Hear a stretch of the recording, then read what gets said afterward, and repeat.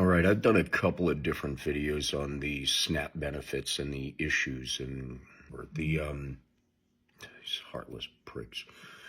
I went over to the USDA website, and you hear about this on the news, but let me just break it down. This is how much the Republicans care about the American people. And let me remind you that 1 of 4 children in this country, and 1 of 8 people in general, use SNAP benefits to survive. It's not a laziness thing, usually. It's not anything like that. It's people with children work 2 jobs already, 3 jobs, and still can't pay all the bills and feed their children. So it is very, very important in a lot of lives. So the USDA, the government website that's supposed to take care of us all in an unbiased way, on their homepage, U.S. Department of Agriculture, Senate Democrats have now voted 12 times not to fund the food stamp program, also known as Supplementary Nutrition Assistance Program, SNAP. Bottom line, the well has run dry. At this time, there will be no benefits issued on November 1st. We are approaching the inflection point for Senate Democrats.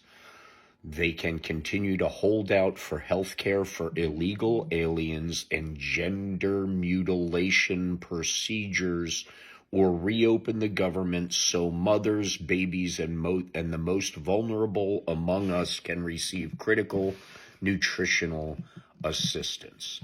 Now, that is the right there homepage of the USDA.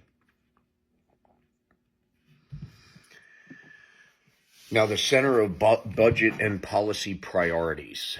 SNAP's contingency reserve is available for regular SNAP benefits, as USDA and OMB have ruled in the past. The Trump administration recently claimed that SNAP benefits are not available for November 2025 because SNAP's contingency funds are not legally available to cover regular benefits.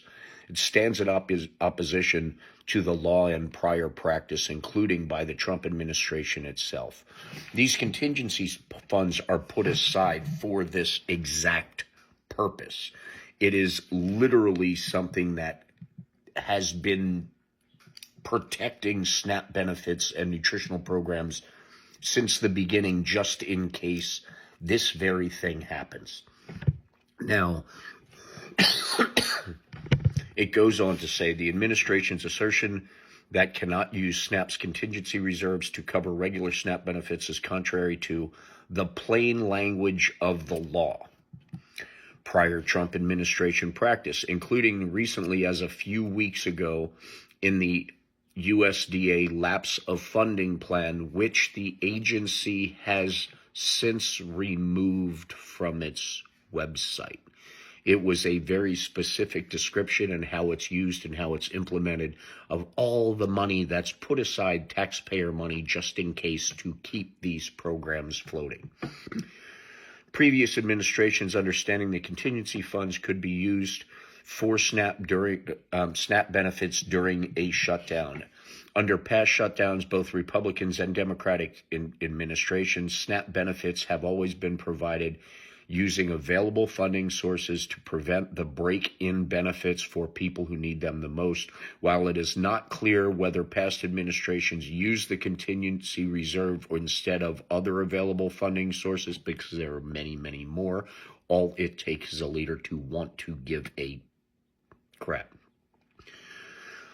The guidance documents from past shutdowns and near shutdowns make it clear that the SNAP contingency reserve is available to cover regular SNAP benefits. The administration now baselessly asserts that SNAP contingency reserve cannot be used for regular SNAP benefits, but remains available for disaster SNAP, which is DSNAP program, which is also funded by SNAP appropriation.